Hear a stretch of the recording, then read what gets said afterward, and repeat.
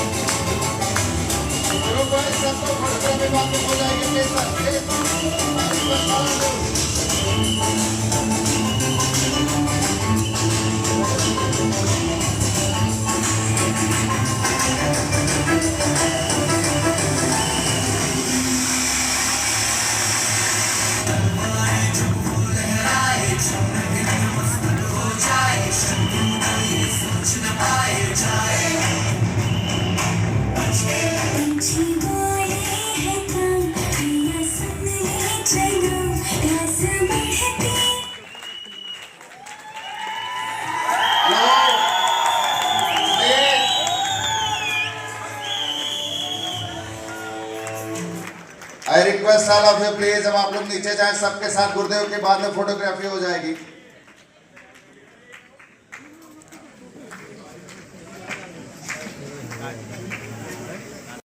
तरफ में चल रहा था उस समय, टॉकिंग अबाउट समथिंग इन 1998 और 1999, one angel came to me. मेरे एक रिश्तेदार थे, मैं तो उनको वही बोलता हूं कि वो मेरे लिए तो देवता तुल्य है। वो मेरे पास आए और उन्होंने कहा कि विवेक, आपको हम ऑब्जर्व करते हैं, मेरे बड़े भाई के साले साहब थे। उन्होंने कहा आपको हम ऑब्जर्व करते हैं कि आपके अंदर एक बड़ा डिफरेंट पैशन है। हालांकि सक्सेना लोग के बच्चों में तो वो पढ़ाई करो नौकरी करो होता है, लेकिन आपके अंदर एक बिजनेस का पैशन है। और यार ये नया बिजनेस मॉडल इंडिया में आया है और हमें लगा कि हमें आपको बताना चाहिए। तो मैंने बड़े स्वागत करके उनको मैंने कहा प्लीज बैठिए और मुझे बताइए। तो उन्होंने मुझे बताया कि यार इस तरह की कंपनी है, अमेरिका की कंपनी है, इंडिया में भी लॉन्च हो रही है और उनके ये प्रोडक्ट्स हैं और ये प्रोडक्ट जो है मार्केट में मिलेंगे नहीं, ये प्रोडक्ट डायरेक्ट कंपनी से मिलेंगे, उसको इस्तेमाल करिए, उस पर कुछ फायदा मिलता है और इनको सेल करेंगे तो उस पर इनकम मिल जाएगी। समय की कोई बाउंडेशन नहीं है, इसलिए नौकरी के साथ, पढ़ाई के साथ, घर के साथ, काम के साथ इसको कर सकते हो। तो अपना जो एक्स्ट्रा टाइम होता है, जिस टाइम में लोग टीवी देख के, पॉलिटिक्स करके, यहाँ वहां खड़े होकर टाइम पास करके, गॉसिपिंग करके, गप्पे मार के खराब करते हैं, उसी टाइम को यहां इस्तेमाल करके अपने लिए 2, 4, 40 पैसे आप एक्स्ट्रा कर सकते हो। ये तो पहला स्टेप होगा। और अगर आप ऐसे लोगों के काम करने वालों का एक समूह बना लेते हो, एक टीम बना लेते हो, तो फिर आपको उनके काम से भी पैसा आएगा। तो मैंने कहा एक तो होता नहीं है। मैंने कहा ऐसे क्या होता है?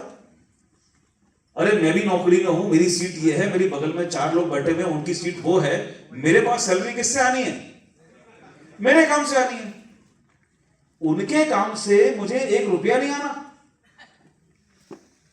तो मैंने कहा ऐसा तो होता नहीं है।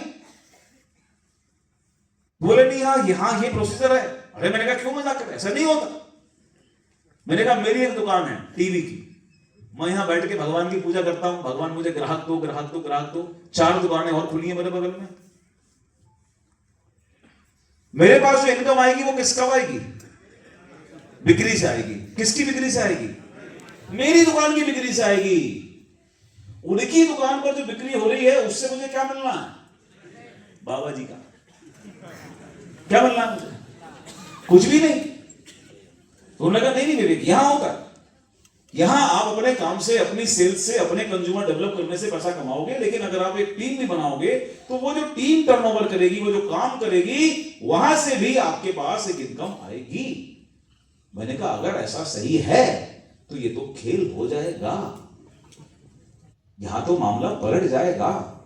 इसका मतलब फिर तो आपके पास इनकम की लेयर्स और फिर लेयर्स और फिर लेयर्स और फिर लेयर्स कितनी भी बन सकती हैं। तो लगा विवेक आप सही पकड़ रहे हो, यही हो रहा है। यह बिजनेस मॉडल पिछले 40-50 साल से फॉरेन में जहां काम करता है, वहां पर जो लोग 25, 30, 40 साल पुराने हो चुके हैं, उनके पास आज महीने की छोड़ो, एक हफ्ते की, एक दिन की इतनी आमदनी है जितनी लोग साल की इनकम करते हैं, वो लोग एक एक दिन और एक एक हफ्ते में कमाते हैं। तो मैंने कहा that's a matter of compounding. अब कंपाउंडिंग वर्ड ये हमें पता कहां? मिडिल क्लास का आदमी कहां उसको ये जानकारी होती है कि कंपाउंडिंग क्या है। आज भी लोग अपने पैसे को कंपाउंडिंग इन्वेस्टमेंट में डालते नहीं है, क्योंकि उनको फाइनेंशियल नॉलेज ही नहीं है। एडिशन में ही उनका विश्वास रहता है। एडिशन और कंपाउंडिंग में क्या डिफरेंस है बताने की कोशिश करता हूं। आप मेरे साथ में हैं सब? Thank you so much. Addition का मतलब होता है 2 में 2 जोड़ दो, कितना हो गया? 4 में फिर 2 जोड़ दो, कितना हो गया? 6 में फिर 2 जोड़ो, कितना हुआ?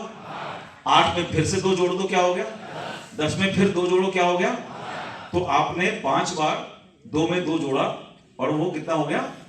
12 हो गया। इसे कहते हैं additional growth. Additional growth. Now what is compounding growth? Compounding बोलते हैं जब आप 2 में 2 गुणा करोगे, कितना हो गया? अब 4 में फिर से 2 गुणा करो, कितना हो गया? अब 8 में फिर से आपने 2 को गुणा किया, कितना हो गया? अब 16 में फिर से 2 को गुणा किया, कितना हुआ? और 5वीं बार जब आपने 2 से गुणा किया तो कितना हो जाएगा? 64। पहले कितना हुआ था? 12। अब कितना हो गया? 32 या 64। That is called compounding. तो ये बिजनेस मॉडल बेसिकली आपको व्यवसाय करने का एक अवसर भी दे रहा है और साथ में आपके बिजनेस को कंपाउंड करने की अपॉर्चुनिटी भी दे रहा है। यानी कि आपने अपना बिजनेस शुरू किया, आपने अगर अपने हिसाब से अपनी महीने की टर्नओवर 1 लाख की, तो आपको 1 लाख पर आमदनी मिल जाएगी। लेकिन अगर आप अपना नेटवर्क भी बनाते हो, अगर आप बाकी लोगों को इस बात के लिए तैयार करते हो, इस अवसर के लिए तैयार करते हो, उनको नॉलेज देते हो, उनको समझाते हो, और अगर ऐसे 2-4 लोग भी आपके साथ में जुड़ते हैं और हम वो जो टर्नओवर करेंगे, मान लीजिए आपने किया 2 लाख का टर्नओवर और उन 5 लोगों ने किया 2-2 लाख का टर्नओवर, तो आपको इनकम 2 लाख की मिलेगी, वो अलग, उनको मिलेगी वो अलग, लेकिन आपके पास एक एडिशनल इनकम आएगी, वो आएगी इस 10 लाख के टर्नओवर पर, जो आप नहीं कर रहे, जो लोग कर रहे हैं। That is called compounding. अब चूंकि मैं मैथमेटिक्स पे थोड़ा सा स्ट्रांग था, मेरा मैथमेटिक्स बड़ा फेवरेट सब्जेक्ट रहा, तो मुझे ये समझने में बहुत ज्यादा देर नहीं लगी। मैंने कहा यहां तो खेल अलग हो जाएगा यार। जब मुझे उन्होंने बताया कि जिन लोगों की टीम आप बनाओगे उनके पास भी ये राइट है कि वो भी अपना नेटवर्क बना सकते हैं, तो मैंने कहा फिर तो खेल ही अलग हो जाएगा यार। अगर हमने 10 लोगों का अपना नेटवर्क बनाया, वो 10 लोगों ने अगर आगे अपनी 10 लोगों की टीम बना ली, तो भाई साहब ये स्ट्रेंथ तो 100 हो गई और टीम साइज हो गया 110 लोगों का। और अगर 110 लोग एक्टिव होकर अगर टर्नओवर कर रहे हैं, तो उन्होंने कहा आपके पास जो इनकम आएगी वो आपके काम की भी आएगी। वो 10 लोग जो आपकी टीम में आए हैं उनके टर्नओवर में से भी शेयर आएगा। मैं पहुंच रहा हूं आप तक। और जो उन्होंने नेटवर्क बनाया, यानी कि नेक्स्ट 100 पीपल, वो जो टर्नओवर करेंगे उनके टर्नओवर में से भी आपके पास पैसा आएगा। मैं पक्की बात कर रहा हूं आपसे। अगर इसी बुरा भाग को आप अपने घर पर जाकर आज कर लें, रात को नींद आपको आ जाए, तो आप मेरा नाम बदल देना।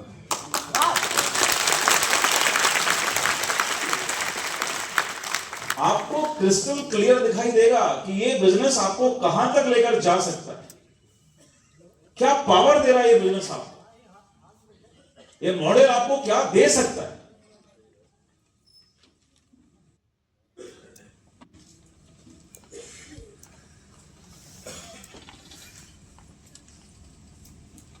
मैं इमीडिएट, मुझे क्या लगता है आपको, क्या मुझे इस बिजनेस को समझने के बाद करने का फैसला लेने में देर लगनी चाहिए थी?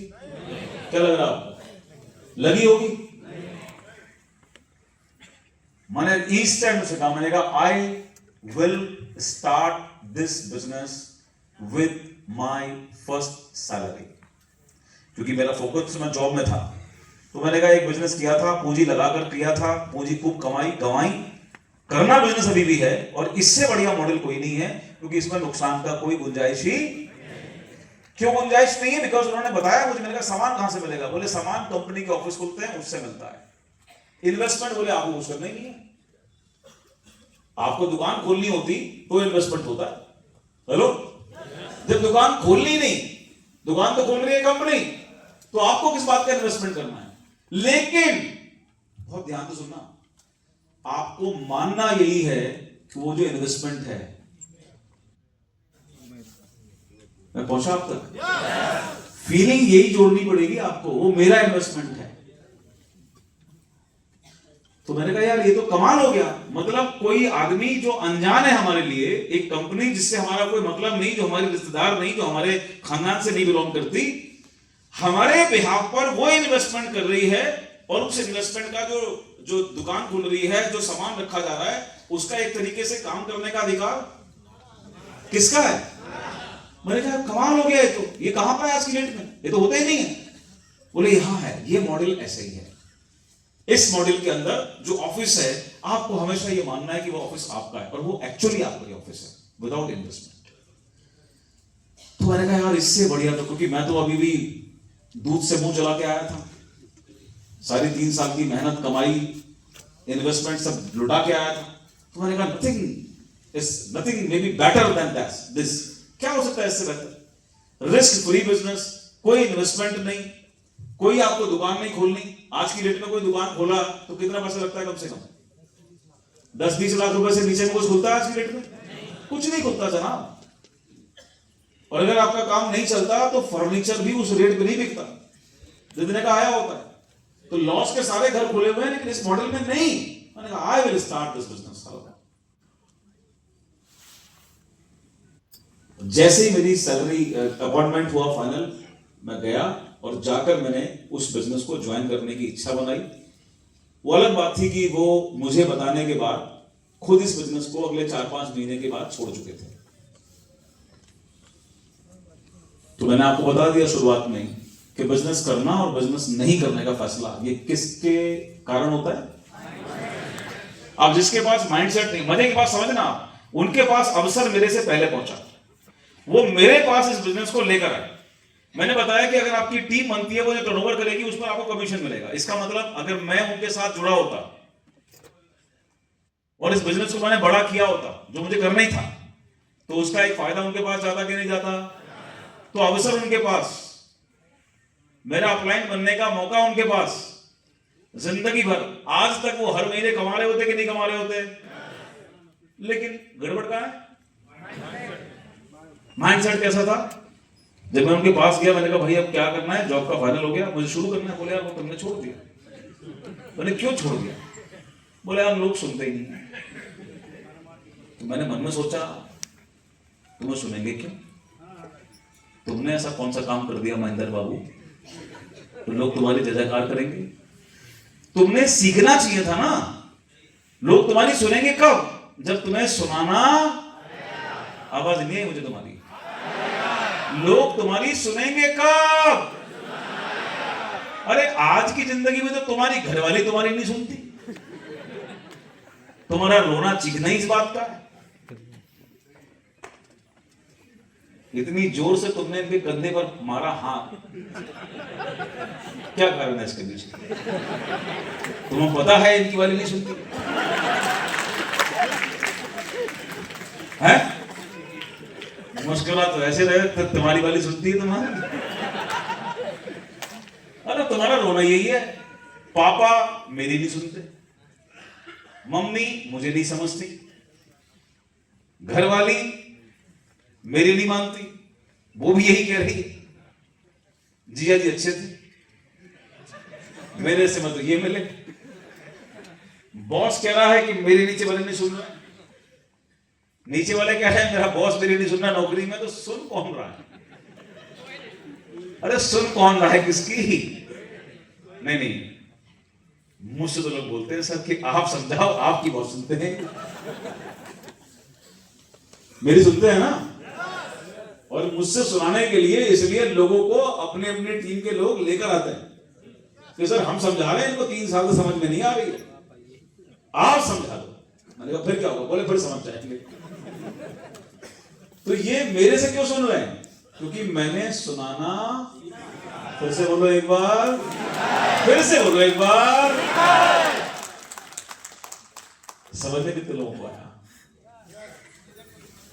लोग सुनेंगे, तुम्हारी भी सुनेंगे, और इतनी सुनेंगे कि घड़ी देखना भूल जाएंगे कि कितनी देर से सुन रहा है। होता है ना? अभी मेरे वर्कशॉप में जब आप आते हैं तो लोग पानी पीना और सुसु जाना दोनों भूल जाते हैं। तो जब मैं ब्रेक देता हूं तो कहते हैं सर 4 घंटे हो गए। तो लोग सुनते हैं कि नहीं सुनते? तुम्हारी नहीं सुनते क्योंकि तुमने सुनाना। मेरा इशारा कितनों को समझ में आया? जरा हाथ उठाओ। क्या करना है? इस बिजनेस का जो विज्ञान है वो विज्ञान टिका हुआ है कम्युनिकेशन स्किल पर, बातचीत करने के हुनर पर, बातचीत करने की कला पर, जिसके लिए केजी से लेकर और जहां तक भी तुम पढ़े, तुमने कितनी क्लास अटेंड करी थी? तो तुम्हें वो काम करना आता नहीं। अब बड़ी प्रॉब्लम है, इसलिए तुम्हारी दुनिया में कोई नहीं सुनता। लेकिन अगर तुम इस बात को आज समझ पाओ कि सुनते हैं, हमें सुनाने का हुनर डेवलप करना है। अब कितने लोगों को लग रहा है आज पकड़ में आई बात, आने वाले वक्त में लोग सुनेंगे और हमसे भी सुनेंगे, क्या दिक्कत है? कितने लोगों को लग रहा है बताओ? तो what you need to do, you need to use your common sense. तो मेरे साथ ये बहुत पॉजिटिविटी थी, मेरे साथ ये अच्छा काम था कि भाई तुम्हारी क्यों सुनेंगे लोग, और तुम्हारी नहीं सुनी तो मैं क्या, छोड़ो फिर, लेकिन मुझे बिजनेस करना है। तो मैंने ढूंढना शुरू किया। अब देख, इसे कहते हैं यहाँ नसीब आता है, यहाँ नसीब कितना बड़ा रोल है। अगर तुम में से उस जमाने में मुझसे पहले किसी ने ये बिजनेस समझा होता, किया होता, और जैसे इस बिजनेस को फैलाने के लिए मैं बरेली से चलकर इलाहाबाद से चलकर बस्ती में यहाँ वहां, तुम भी ऐसे आ सकते थे इलाहाबाद से, और फिर तुम क्या बन सकते थे मेरे, तुम्हें बात ही समझ में नहीं आ रही, तुम्हें इसका मतलब और बहस समझ में नहीं आ रहा। अगर तुम मेरे गलती से अपलाइन बन जाते तो तुम्हारी जिंदगी में क्या हो जाता? कुछ नहीं होता था। क्या होता? अरे होता, मेरे नेटवर्क का एक छोटा सा हिस्सा जो रॉयल्टी के रूप में मेरे अपलाइन के पास जाता है, तुम मेरे अपलाइन होते तो तुम्हारे पास जाता, ज्यादा नहीं जाता है, थोड़ा सा जाता है, मोटा महीने का 25-30 लाख रुपए।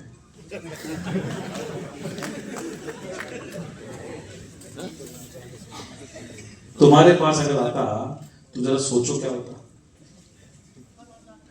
तुम्हारा घर अच्छा होता, तुम्हारी लाइफस्टाइल बेहतर होती, पैसे को लेकर दिक्कत होती। मेरे प्लान के पास कोई दिक्कत नहीं, फुल मौज ले रहा जिंदगी, और तुम जो हो समझने को तैयार नहीं हो। तुम अभी भी गलती क्या करते हो, जुड़ गए हो, काम करने का मन नहीं बन गया है, फिर भी काम करने निकलोगे नहीं घर से। क्या कहोगे? बोले आज ठंड है, कल जाऊंगा। अरे तुम्हें समझ में नहीं आ रहा, कल तक कोई और विवेक सक्सेना अगर तुम्हारे इलाके में पैदा हो गया भगवान की दया से, और तुम ठंड देखकर घर से नहीं निकले, और उस तक कोई और पहुंच गया तो चोंच में दबाएगा और ले जाएगा, और तुम देखते रहना कि मेरा तो उड़ गया मेरे हाथ से फिर से। ठीक है? और फिर 6 महीने बाद तुम्हें लगेगा कि यार ये काश मेरी टीम में होता तो मेरा काम हो जाता। तो ये अवेयरनेस की, चैतन्य की बात है। मैं पहुंच रहा हूं तुम तक। तो मुझे ये सारी गुणा भाग समझ में आ रही थी। सन 2000 की बात मैं कर रहा हूं आपसे। मुझे जल्दी करना, मैं जॉब के साथ मिला, मुझे कोई दूसरा बंदा जो कोई और कंपनी प्रमोट कर रहा था भारत की, सेम कॉन्सेप्ट को भी प्रमोट कर रहे थे, तो मैंने वहां ज्वाइन कर लिया, काम करना शुरू कर दिया। और तीसरे महीने मैं पहुंच गया निर्णय पर। तीसरे महीने मैंने कहा अब नहीं होगा। 8-9 हजार रुपए, 10 हजार रुपए की सैलरी है, सरकारी नौकरी उस जमाने। मैंने कहा इस बिजनेस में मैं कमा सकता हूँ लाखों, मेरा जो 8 घंटे जा रहा है ना नौकरी में, ये मेरे लिए रुकावट है। मैं अब नौकरी नहीं कर सकता, मुझे करना है फुल टाइम डायरेक्ट सैलरी। और ये निर्णय मैंने कितने साल पहले लिया? आज से 25 साल पहले, सन 2001 अप्रैल की बात है। किसको छोड़ने का निर्णय लिया था मैंने? कौन सी नौकरी? गवर्नमेंट जॉब को छोड़ने का निर्णय लिया कि नहीं, ये 8 घंटे 8 हजार रुपए की सैलरी मेरी सबसे बड़ी रुकावट बन चुकी है। मुझे एक्सप्लोर करना है इस बिजनेस को। मैं अलग शहर में जा नहीं पा रहा हूं, मैं वहां रुक नहीं पा रहा हूं, मैं काम कर नहीं पा रहा हूं, और मुझे पता है कि मैं कर जाऊंगा। क्यों? बिकॉज मैंने वो 3 महीने में अपने ऊपर काम किया। I was able to do presentations. मैं प्लान दिखाने में, लोगों को प्रोडक्ट बताने में I was capable enough in 3 months। मैं अपने आप इंडिपेंडेंटली काम करता था। क्योंकि बिजनेस कोई भी हो कब होता है? जब आप अपने आप करते हो, हाँ या ना? नौकरी कब कर सकते हो? आप किसी के सहारे पर नौकरी कर सकते हो, किसी के सहारे पर दुकान चला सकते हो, तो सब काम अपने आप ही करना पड़ता है। इस बिजनेस में भी अगर आज के दिन तक कोई व्यक्ति ये सोचता है कि मेरा बिजनेस क्या है? लोगों से मिलना और मीटिंग करना। अगर आज के दिन में तुम में से कोई ये बैठा है कि मेरा बिजनेस अपलाइन कर देगा, तो फिर याद दिला रहा हूं, अभी तक आपका माइंडसेट अपना बिजनेस बढ़ाने के लिए हुआ ही नहीं। तो अगर कोई आदमी आज तक ये सोचता हो तो आज के बाद आपकी सोच चेंज होगी तो बदलाव हो जाएगा। और सोच क्या होनी चाहिए, मेरा बिजनेस है, अपलाइन का बिजनेस नहीं है, इसलिए जो करना है वो आज के बाद किसे करना है। कितने लोग इस बात के लिए एग्रीमेंट पर आना चाहते हो? तुम्हारी चॉइस है, मेरा कुछ नहीं है, फैसला तुम्हारा, निर्णय तुम्हारा होगा। कितने लोग आज के बाद में अनुशासन के साथ, जैसे नौकरी करी जाती है, जैसे व्यापार किया जाता है, वैसे इस बिजनेस को बिल्ड करने का निर्णय लेने के मूड में हो? आप बताओ, डन? करोगे तो क्या मिलेगा अभी दिखाऊंगा तुमको। अगर करोगे तो क्या मिल सकता है, अगर अपने आप प्रति ईमानदार रहोगे तो क्या मिल सकता है। तो मैंने वो निर्णय किया और फिर से दिक्कतें आई, सारे घर वाले खिलाफ, अब की बारी में रिश्तेदार भी। नया लड़का, सरकारी नौकरी, सक्सेना फैमिली, बताइए आप, नौकरी छोड़ रहा है, पागल हो गया, टोना टुटका हो गया इसके ऊपर। कोई किसी ने कुछ कर दिया, कुछ खिला पिला दिया, बर्बाद करने को तमाम तरह के कयास। फिर से मेरे पास एक ही बैकबोन सपोर्ट, किसकी? मेरे फादर की। मैंने उनसे बात करी, पापा जो मेरा पर्पस था, जो मैंने ट्राई किया था बिजनेस में, जो डिफीट हो गया था, ये बिजनेस मॉडल के अंदर मैं कर जाऊंगा। लाइफ तुम्हारी है, फैसला भी तुम्हारा है। If you are feeling confident, go ahead, tension मत लेना, पेट भरने के लिए मैं बैठा हूं, पेट भरने के लिए। So that is how I started my direct selling business journey from since अप्रैल 2001 से मैंने इस इंडस्ट्री को as a full time career, first priority चुना और काम करना शुरू किया। Within 7 months I beat my salary, 10,000 रुपए की ऊपर इनकम पहुंच गई मेरी। मैं अपनी 1-on-1 से लेकर, अपनी होम मीटिंग से लेकर, thank you so much, home meeting से लेकर, उसके बाद बड़ी मीटिंग CNT से लेकर, ये सारे प्रोग्राम अपना करता था और यहां से मेरी जर्नी शुरू हुई। 2002 या 2003 में I achieved my first foreign trip by this industry, जो उस समय तक मेरे परिवार में, मेरे खानदान में घूमने के लिए